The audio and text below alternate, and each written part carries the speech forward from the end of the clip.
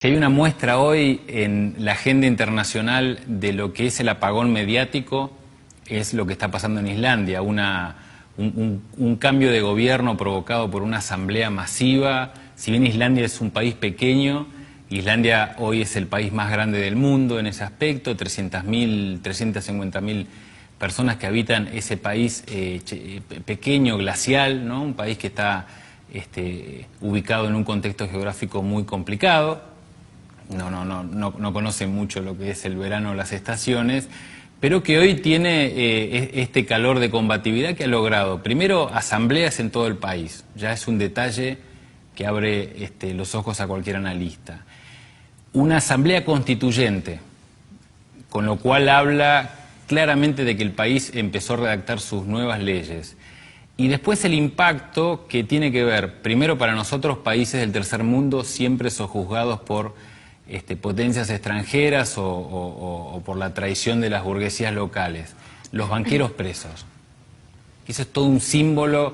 Nosotros que estamos acostumbrados a ver cómo se rescata no a las personas sino a los bancos, como uno de los principales CEO de la British Petroleum estaba de vacaciones mientras desaparecía el Golfo de México contaminado y hoy pareciera que no hubiera pasado nada.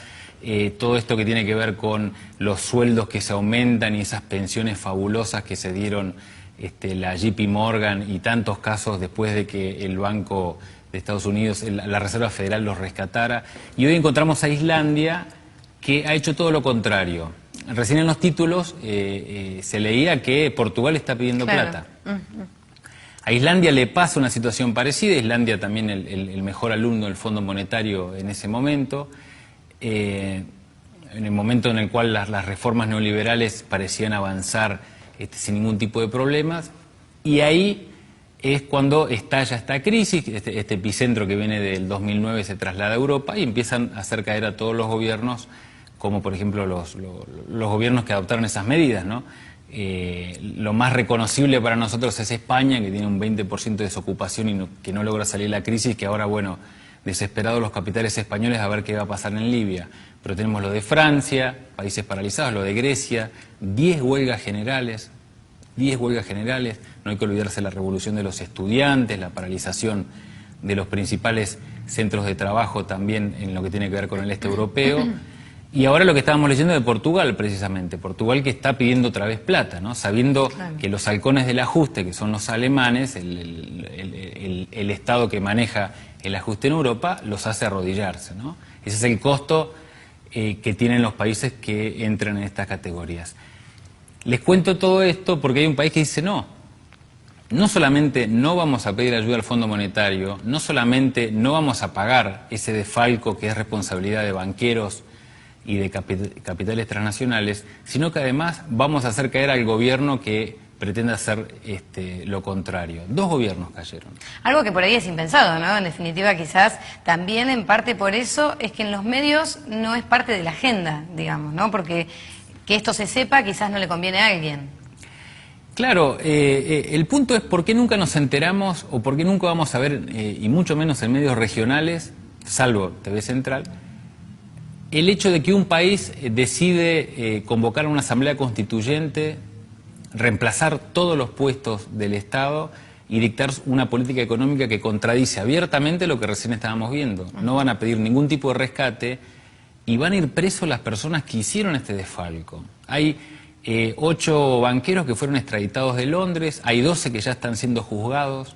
Eso es lo importante, ¿no? Lo que, trasladando las normas que dice Joseph Stiglitz, cuando dice el que tiene que pagar es el acreedor, no el contribuyente, ¿no?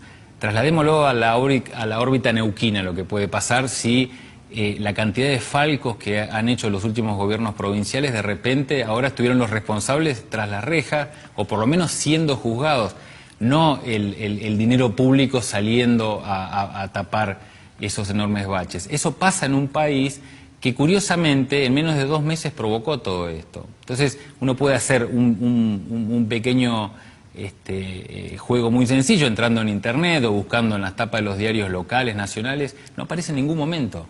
No aparece ni en la agenda de los noticieros, ni en la agenda de las radios, ni en la agenda de los diarios. O sea, Islandia, por eso se habla la revolución silenciada, pero eso está pasando. Entonces, también nos provoca esta interpelación como trabajadores de medios de comunicación.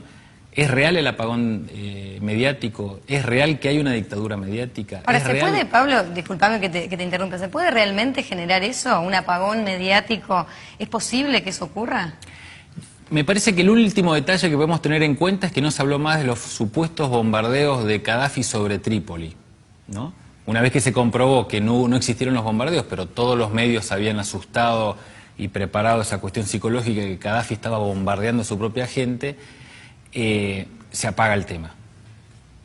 No salió en ningún medio más, y se hablaba ya de otra. No se habló nunca más de la relación entre Gaddafi y Sarkozy cuando se comprueba que Gaddafi le paga la campaña electoral a Sarkozy. Sí se habla obviamente de las bombas, sí se habla de que la OTAN avanza, que los rebeldes se pelean, no se pelean, si Benghazi sí, si Benghazi no. Pero esos son los apagones mediáticos.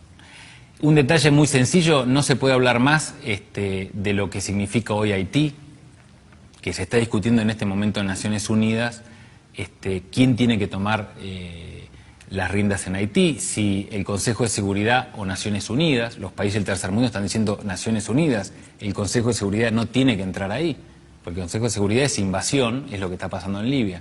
Eso es un apagón mediático, no está en la agenda de los medios.